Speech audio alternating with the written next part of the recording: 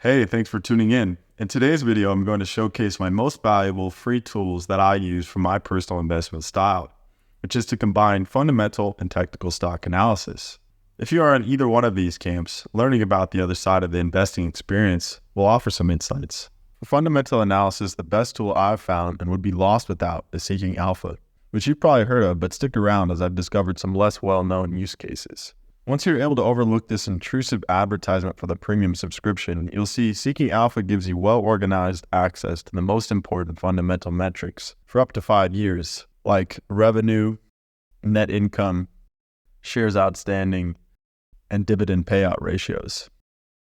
They also have balance sheet items like cash and short-term investments and total liabilities.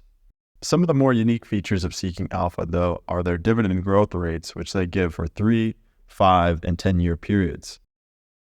And if we scroll down, we can see the dividend distribution history, graphed yearly. But some of the less obvious features that I love about Seeking Alpha is all their 5-year average comparison tools, like this one here, where you have the dividend yield graphed over 5 years.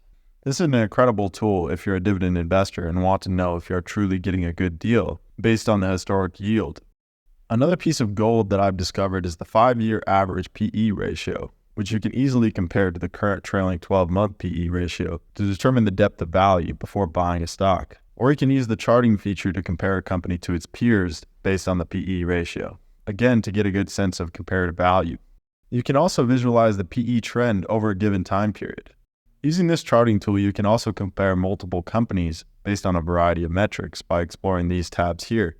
I like to use this for the total return as opposed to a price return, which is far more useful for a dividend investor. As far as technical analysis goes, I'm a huge fan of thinkorswim offered by TD Ameritrade. Being that this is one of the most popular brokerages, there are countless tutorials online covering how to use various studies and graphing features, or whatever else you may need. My most valuable technical tool is a study called the standard deviation channel, which you can see here with this top red line, yellow center line, and lower green line. This tool allows you to determine where price is in relation to its historical average. This enables you to have a statistical framework for determining value.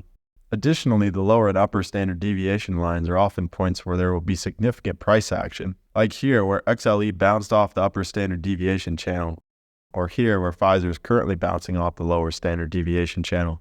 This tool is common across trading platforms, but I just wanted to share one of the tools I find most useful. Otherwise, thinkorswim gives you access to all the tools you'll need as a trader, like relative strength index, MACD, and customizable drawing tools. If you want to see how I've implemented some of these tools in my own investment analysis, check out this deep dive on Tesla or Starbucks.